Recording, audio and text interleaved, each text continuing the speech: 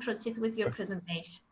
All right, great. Thank you. I really appreciate this opportunity to come before colleagues all across the world and talk about the impact of and use of emerging technology. My name is Michael Torrence. I am the 7th seated president at Motlow State Community College, just outside of Nashville, Tennessee, but located specifically in Lynchburg, Tennessee, the home of Jack Daniels and Uncle Nearest Whiskeys. So that may give some people some context of where we're located in the state. Today, I wanted to talk about ripples and fissures, the idea and the concept of when volcanoes erupt and they tear everything apart, and when they come back together to make things whole again. It's the way in which I look at information communication technologies and the scalability of teaching. So today, I'm going to be telling you a story and opening it up for conversation at the conclusion. I'll be focusing on specifically 4 areas of emphasis today: teaching, innovation, learning, and then lastly, training. At the conclusion, I have some rhetorical questions that I'm going to beg of you before I open it up to the group. And please feel free to use the chat. I'll be looking forward to engaging in conversation with you at the conclusion of this. The impact of information communication technologies on the scalability of teaching, innovation, learning, and training, specifically what I'm calling TILT, T-I-L-T, is obvious. The TILT phenomena represents broad and immediate needs when exercised via emerging and current technological platforms like VR and its natural evolutionary extension, XR. The constraints of the current pandemic and social ideological interest decouple our sense of togetherness. However, indeed, the primal use of engagement has contextuality, being face-to-face and eye-to-eye, but that too has evolved. In the interest of health, safety, and wellness, we have socially accelerated our need for tools and platforms for engagement. We're not seeking to devolve backwards from the importance of human connection, but to be consciously considerate of it as a continuum. Immersive platforms are and have been a normative phenomenon for many globally. This is irrespective of how we transition back to brick and mortar locations to satiate our preconceived or need of socio-physical contact. Ironically, mediated by the likes of Alphabet or Google, Amazon, and Alibaba, the fracture of alternative work schedules, AWS, is no longer simply creeping into organizational mission statements, but the flexibility conjures up measured, direct, value-added workplaces. Much like literal and figurative dimensions of possibility, our futures are parallel as we will function face-to-face and virtually forever. This is not new, but we are in need of broadening our champions and the ever-augmented playbooks they reference. In regards to teaching, the commercial introduction roughly about a decade ago of the DK1 headset from then a little startup called Oculus initiated my interest as a learner and as a professor. Those of us, all of us, who teach must continue to learn, no? The early devices provided a glimpse into being in-world and characteristics of human movements. As we have advanced, content continues to be a place for investment, which utilize career and technical education, or CTE here in the United States, and what we have tagged as STEAM. So that's science, technology, engineering, A-cubed, which is aviation, art, and agribusiness, mathematics and business focused on entrepreneurship, as a developing marketplace for learners or those who seek to be trained that are interested in those aforementioned areas. This provides us a guidebook, or at least literal beacons for intentional curricular development towards skills that lead to career employment. Our developing enterprise approach is currently seeding and filling partnerships with industries across robotics, mechatronics, healthcare, OEMs, tier 1 manufacturing, educators, government agencies, and our communities. We are more broadly mindful today about the capabilities that are in the palms of our hands, in our purses, and in our pockets. We can't provide the support needed now if we don't till the landscape or sow what needs to be right. We can't provide the support needed now if we don't till the landscape or sow what needs to be risen to create awareness of the seeds we have planted and grow the expected fruit for distribution and human abundance.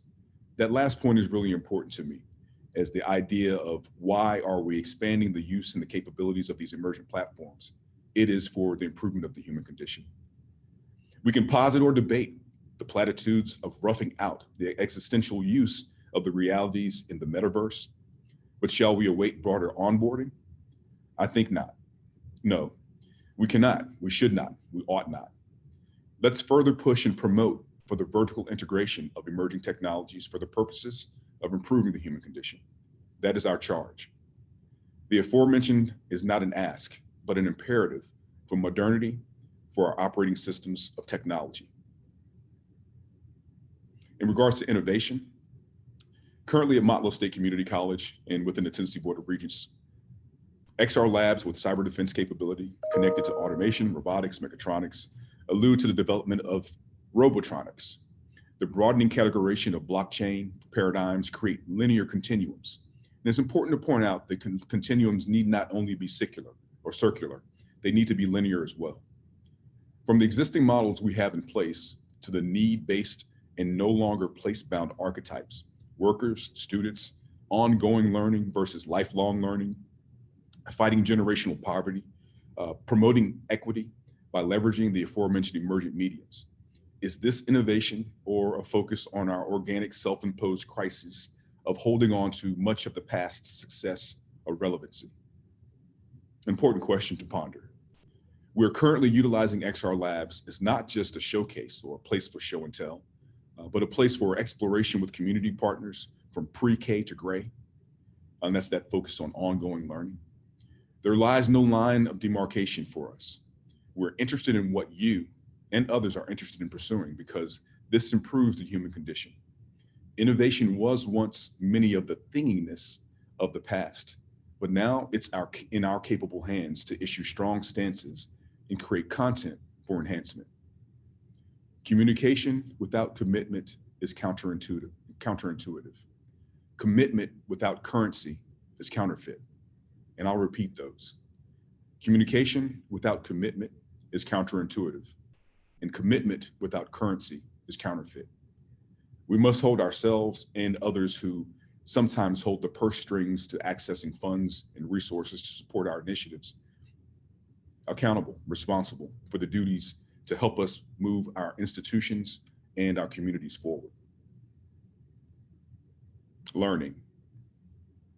And I'd like to thank my colleague, Taylor Kendall, for assistance with this. The need to rebuild is urgent, and the promise of a brighter future will only be discovered through radical collaboration and trusted exchange of data, dreams, and ideas.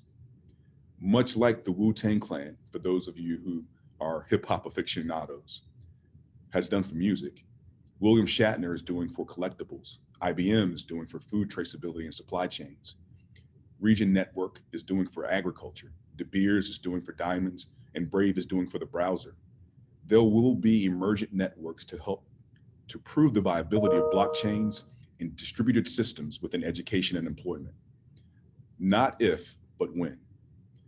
Together, and only together, we can create an interconnected, reality-stretching ecosystem of human-centered innovation and pioneer new infrastructure, policy, and paradigms for the learners and workers of tomorrow, which, oh, by the way, is today.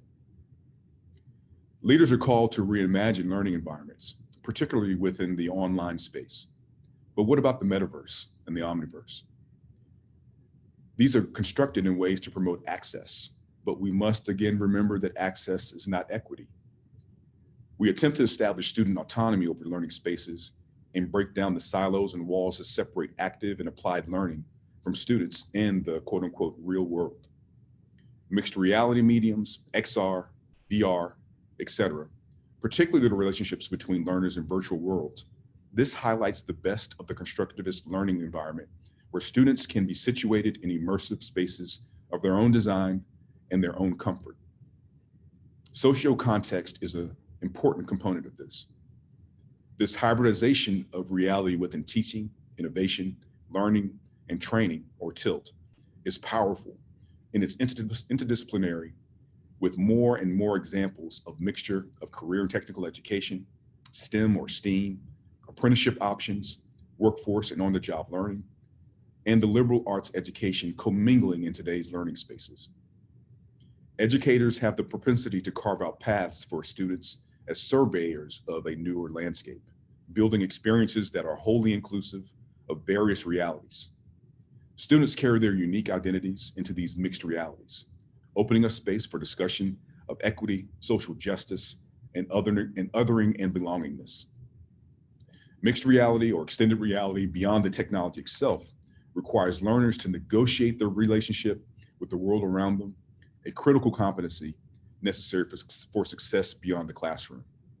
Educators have an opportunity through the marriage of technology and everyday learning to create a synergy that prepares students for success, both in and out of their lived-in worlds. And so, although the term students is being used by myself at this point as an educator or teacher, this is also inclusive of communities of practice. This is also inclusive of those who work in the areas of allied health or hospitals and across the whole ecosystem. When we think about the domains in which learning takes place and training takes place, it is not exclusive of any domain on the planet. Lastly, training. There are focus areas for myself and my colleagues, and obviously all of us globally, in terms of a focus area on training. Emerging markets and urbanization, trade, people, finance, and data, the idea of greater global connections.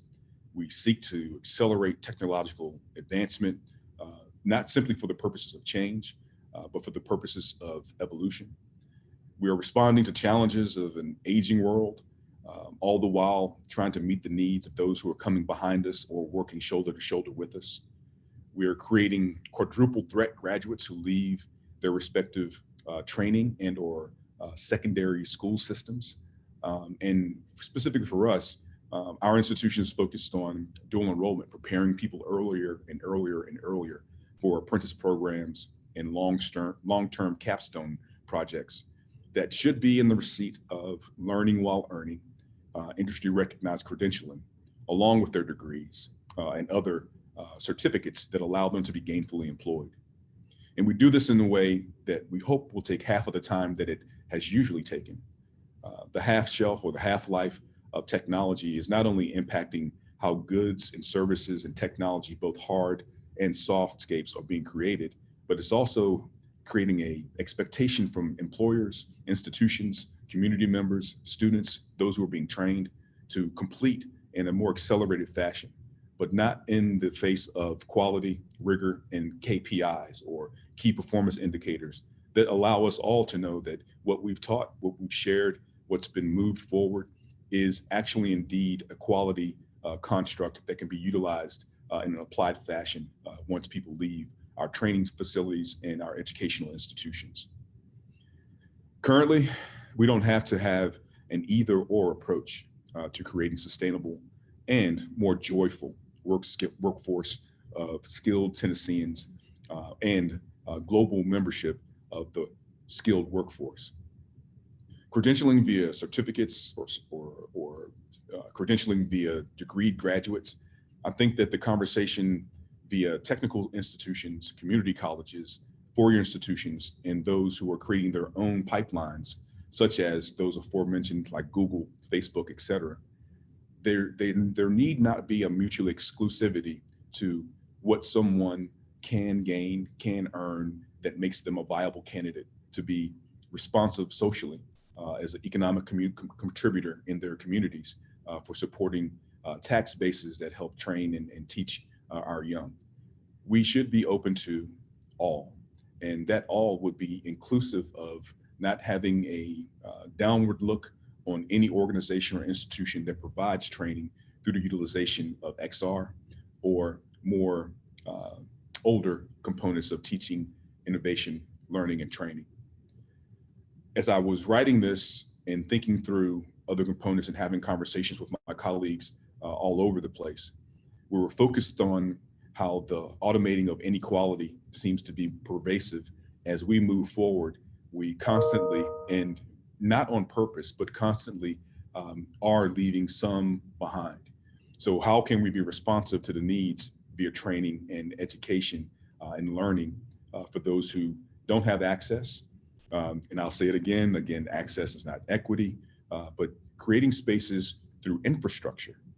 So the concept of building more brick and mortar locations versus creating spaces where it's cloud-based or edge computing or spatial computing focused that allows from wherever a person is to take advantage of the capabilities that we're talking about today that have been being talked about all week and will continue to be talked about and more importantly realized. We need to create spaces where the infrastructure is just as important as the facility that may bear someone's name. And I say that with great fealty to the concept of resources and donors supporting educational attainment and workforce development. So some questions that I've thought through and talked to colleagues about in terms of ripples and fissures specifically. And I hope that this has made sense in terms of the context of what a ripple and a fissure actually is and how it actually comes back together. I'm wondering on the ends of those who are participating and listening today, what ripples and fissures are occurring in your work, your research, your training spaces within your communities, and all these other good opportunities to further what we're trying to get accomplished through the use of XR, MR, VR, 360, and the other emerging platforms. Secondly, how is innovation being funded? And does innovation better us if we can fund collaboratively? Next, as we think about 2040, 2030, 2025, and beyond, where will we be 5 years from today? This is a concept and a communication point of emphasis for all of us globally as we think through value-based integrative technologies, as we think through what are the possibilities, but more importantly, what is actually plausible. And then who is going to create lines of code?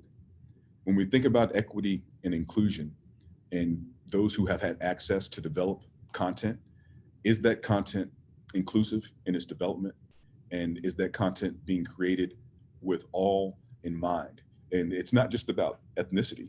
It's not just about race. It's not just about gender. It's not just about sexuality.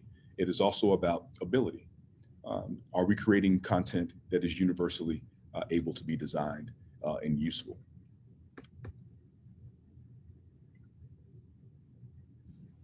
The digital divide continues to be real and a fulcrum point in all communities across Tennessee and the US and globally. And how do we close that gap? Again, not specific to subpopulation demographics in which countries and nations have always dissected where people fit into quote unquote boxes to be checked, but how do we close the digital divide through the use of technology that is accessible from wherever one may be? I think that we have enough funds and we have lots of bright people that can create and move beyond the idea and the ideology that only through the major metros and cities does the strongest capability of Wi-Fi and fiber need to be accessible. It needs to be accessible everywhere.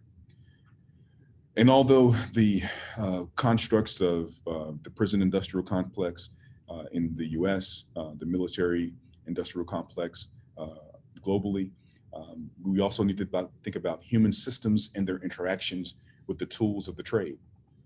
That is considerate with the XR, VR, the gaming systems, and the preparation of students who are in the 3rd grade and beyond for not just playing games, but also to utilize these skills for gainful employment.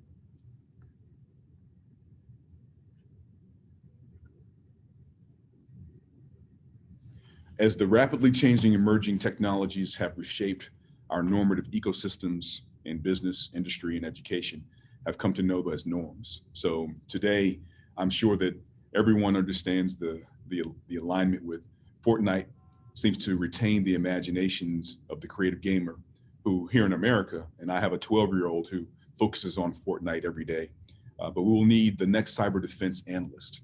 So those skills that are transferable in terms of small lines of code developing to larger lines of code, developing to streams of code that allow students to develop VR and XR capabilities that may lead them to be our next defense mechanisms to protect what we create. Our challenge is to create and develop curriculums and schools and jobs for a future-ready planet. As an absolute, we will benchmark the skills needed based on the department, our respective departments of labor's forecasts, but realize that we have to be nimble, flexible, and dynamic enough to recognize that we're preparing for the known and building an infrastructure for the unknown. And I hope that comes across with clarity. One of the recent opportunities we've had to engage with those who utilize our space and are getting prepared to come to us was an engagement with a group of primary school students. And what we had to be conscious of is they're not just talking about being firemen. They're not just talking about being policemen. Instead, those jobs are being replaced with coder, programmer, Twitch coder, to be more specific, and YouTubers. So I'm realizing immediately that we need to double down on CIT, or computer information technologies, as well as ICTs, information communication technologies.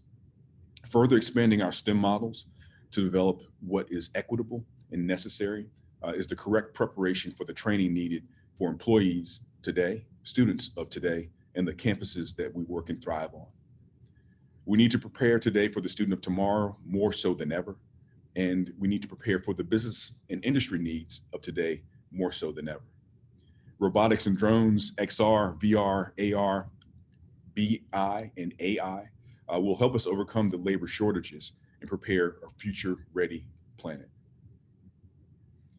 Within the state of Tennessee specifically, to address some of the challenges that we are addressing, we have $5.5 million automation robotics training center in a micro metro area that is growing. Its ecosystem includes automation robotics, coding, drones, autonomous and unmanned driving vehicles, mixed reality, artificial intelligence, and the integration of all of those in a blockchain manner.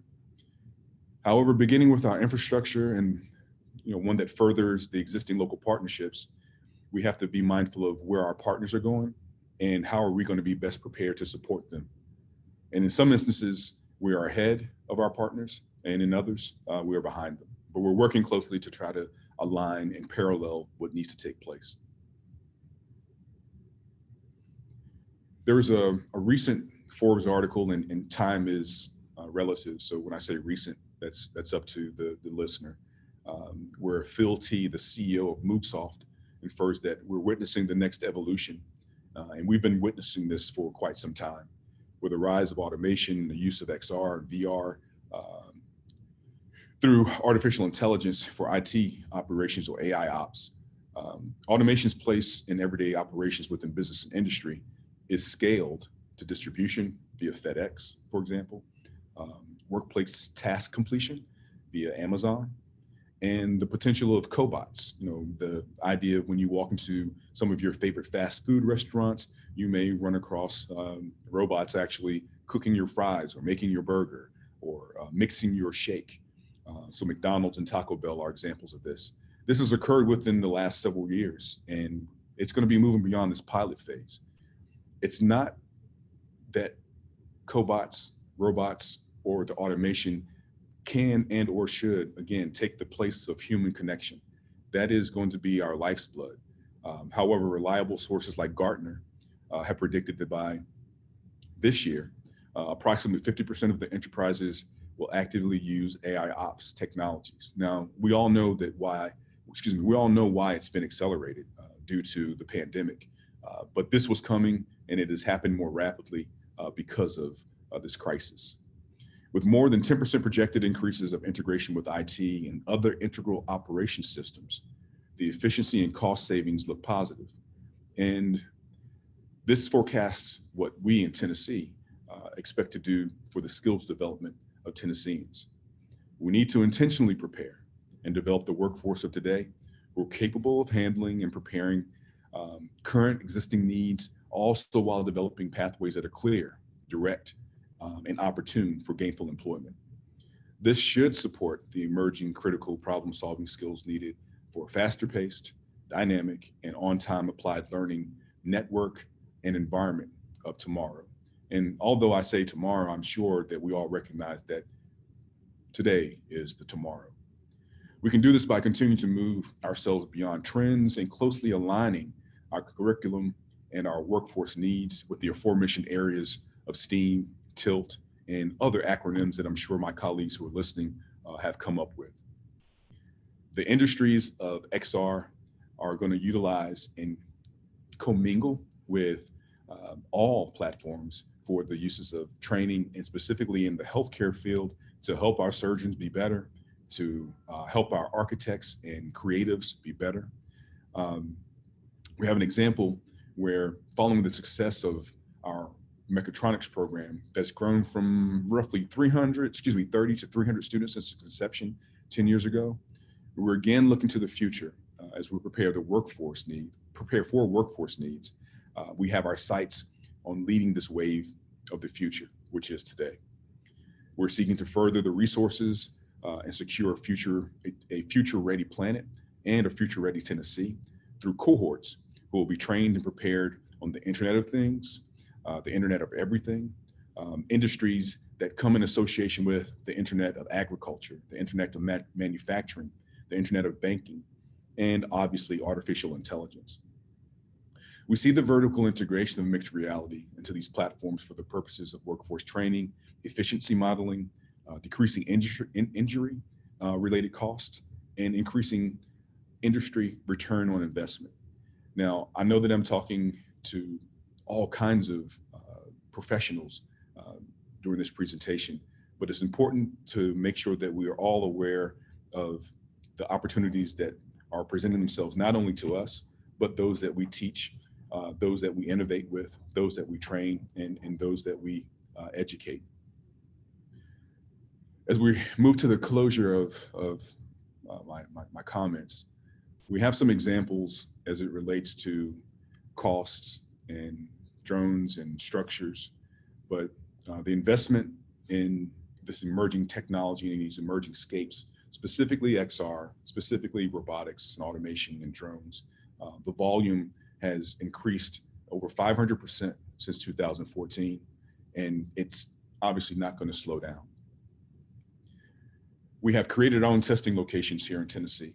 We will continue to spread and expand on our capability to do something that I think is important as well, meet the needs through the use of emerging tech for drones that deliver medicine potentially, as we work with Walgreens, Walmart, and CVS here in the States, to the rural, for the rural and for the sick, to assist in the scalability of helping the human condition be as positive as it possibly can be, as we see our age increasing, because we're trying to increase and are increasing quality of life through the use of emerging technology. Lastly, as we operationalize safe, best, healthy, and well practices for the use of emerging technology, I think it's important to denote that we're also paying attention to how and who are the recipients of this useful technology. We are not separated by time and space anymore. It's really, we're connected by, again, the tools that are in our pockets, in our purses, probably in some of your hands, our desktops, other devices of motility. And it is our responsibility as the thinkers, the learners, the creatives, the actors, the doers, the reflectors, to provide those who would benefit most. And in some cases, it's those who live with us, those who we are closest with, how they can benefit from the use and integration of the technological platforms that we've created. At this point, about 35 minutes in, I believe, or maybe now I'm 40 minutes in, I'd like to open it up for comments, questions, and dialogue. Andre?